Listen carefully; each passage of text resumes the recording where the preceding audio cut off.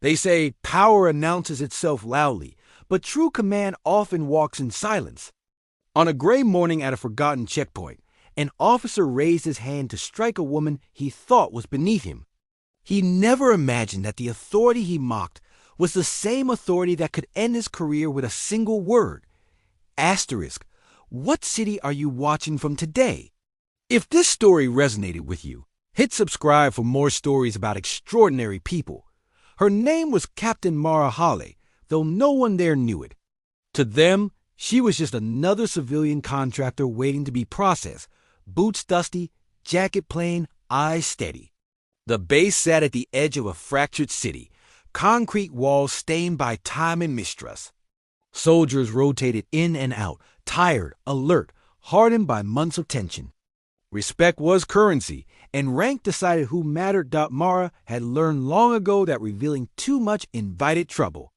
She kept her hair tucked, her posture relaxed, her voice measured.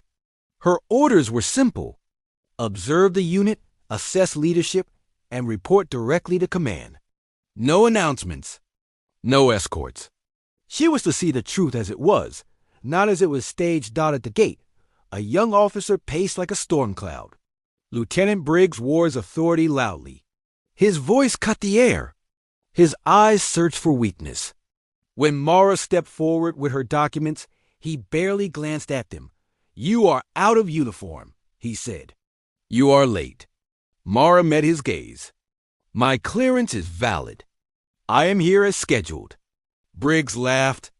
"You contractors think paper makes you important." The line behind her shifted. A few soldiers watched. Others looked away. No one intervened. This was not unusual. Power tests itself where it thinks it can. Briggs leaned closer. "You will wait until I say otherwise." Mara did not argue.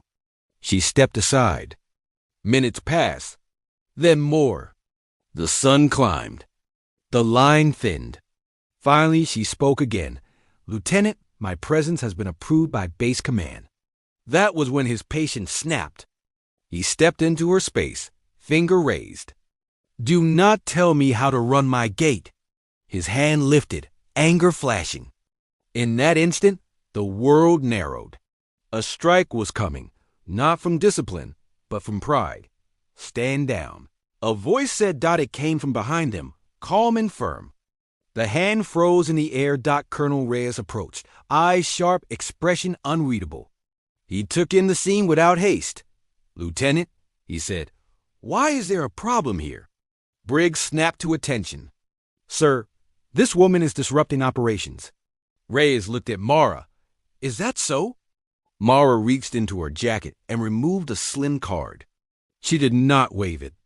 She did not raise her voice. She simply held it out. Reyes took it. His eyes moved once across the text.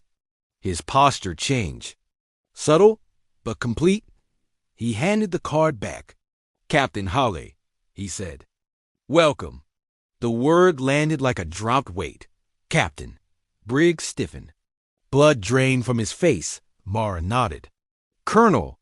Reyes turned to Briggs. "You will lower your hand." Briggs obeyed. "You will apologize." "I apologize, ma'am," Briggs said, the words tight. Reyes did not stop there. "You will report to my office after your shift. Bring your conduct log." Briggs swallowed. "Yes, sir." The gate fell silent. Soldiers who had looked away now stared openly. Not at Briggs, but at Mara. She had not changed. She had not raised her voice. Yet everything was different. Inside the base, Reyes walked beside her. "You were instructed to remain anonymous," he said. "I did," Mara replied. "Until it mattered?" Reyes nodded. "You saw what you needed to see."